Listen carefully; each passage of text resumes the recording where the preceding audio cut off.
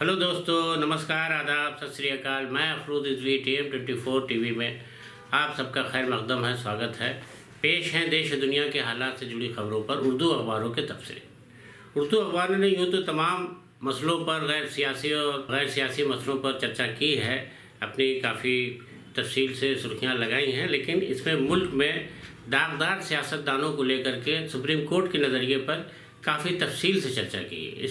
इसमें अखबार ने लिखा है कि अब दागदार सियासतदानों को ताउम्र सियासत से रोका नहीं जा सकता। इसमें सुप्रीम कोर्ट में एक अर्जी 2016 में दाखिल की गई थी, जिसमें ये मांग की गई थी कि जो सियासी दलों में क्रिमिनल या अपराधी प्रवृत्ति के लोग आ जाते हैं, उनको टिकट मिलता है, चुनाव लड़ते हैं, तो वो समाज सेवा तो नहीं कर सकते, उनसे उनका और ज़्यादा समाज में भय बढ़ जाता है अगर वो राजनीति में, सियासत में सक्रिय हो जाते हैं। तो इस तरीके से 2016 में एक याचिका सुप्रीम कोर्ट में दायर की गई थी, जिसमें इस मांग को किया गया था कि सुप्रीम कोर्ट इस पर ऐसे लोगों पर रोक लगा दे कि वो जीवन भर राजनीति में भागीदारी न कर पाए। तो इस पर सुप्रीम कोर्ट ने केंद्र सरकार और चुनाव आयोग दोनों से हलफनामा मांगा। केंद्र सरकार ने अपने हलफनामे में दाखिल करते हुए ये बात कही है कि किसी को ताउम्र सियासत से रोकना या योग अयोग ठहराना काम कोर्ट का नहीं है, बल्कि ये काम संसद का है, और ये काम पूरी तरह से लोकसभा के अधिकार क्षेत्र में आता है। इसलिए कोर्ट को इस पर कोई भी संज्ञान नहीं लेना चाहिए और इसी याचिका को खारिज कर देना चाहिए। बहरहाल कोर्ट ने इस मामले में तमाम दलीलों को सुना है हलफनामे के जरिए,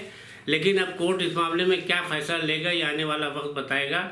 लेकिन अगर कोर्ट से इस मामले पर रोक नहीं लगाई गई तो ये भी तय है कि दागदार सियासतदान जो अपराधी प्रवृत्ति के राजनीतिक लोग हैं, सियासी लोग हैं, वो राजनीति में पूरी तरह सक्रिय रहेंगे और फिर आवाम के लिए बड़ी दिक्कत की बात पैदा होगी कि वो अपने आपराधी गतिविधियों के साथ साथ समाज में अपने सियासी पावर का इस्तेमाल भी करके लोगों पर और ज़्यादा नुकसान पहुंचाने का खतरा बने रहेंगे। तो बहरहाल कोर्ट अब इस पर अपना फैसला क्या लेता है क्या नहीं लेता है, लेकिन सारी दलीलों को लेकर के केंद्र सरकार ने इसको खारिज करने की मांग की है। दूसरी तरफ देश के अंदर अभी हाल ही में वक्फ कानून में संशोधन को लेकर के जो बिल आया है, उसको लेकर के काफ़ी उठापटक सत्ता पक्ष विपक्ष में हो रही है।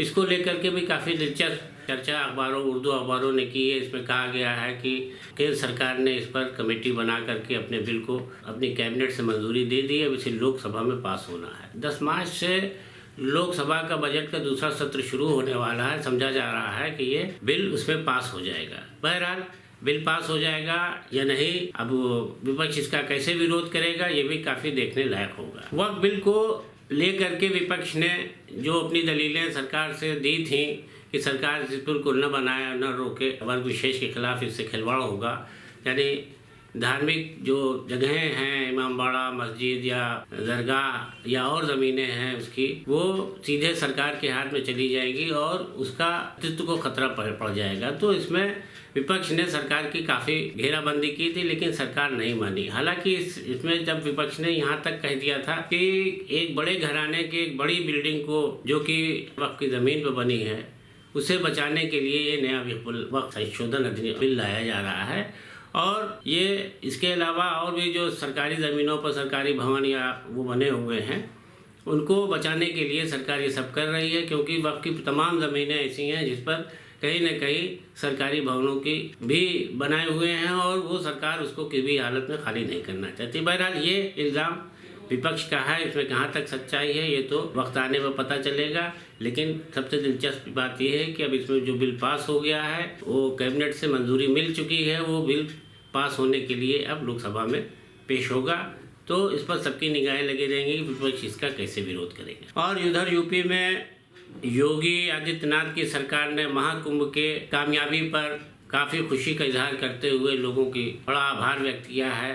उन्होंने कहा है कि न सिर्फ जनता बल्कि सरकारी कर्मचारियों और जितने विभाग के लोग लगे थे, पुलिसकर्मी, सभी एहलकार, स्वास्थ्यकर्मी, सफाई कर्मी, सभी का इसमें सहयोग रहा है और उन्होंने इसके लिए बड़े बोनस का ऐलान किया है, बहुत बड़ा इनाम देने की बात कही है। और पुलिसकर्मी समेत जो भी ड्यूटी पर लगे सफाई कर्मचारी या स्वास्थ्य कर्मचारी थे, सबको 10,000 रुपये का बोनस देने का ऐलान किया है। और कहा है जो कर्मचारी और हैं उनको भी, एहलकारों को तमगा मिलेगा। और मीडिया के रोल को भी काफ़ी सराहा गया है।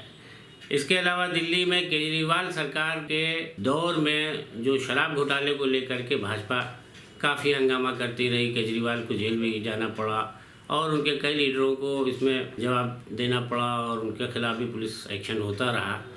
तो अब इस सिलसिले में अभी हाल ही में दिल्ली सरकार गठन के बाद जो विधानसभा में एक पेश हुआ है प्रस्ताव, तो उसमें मांग की गई है कि इसको जो है इसकी जांच की जाए।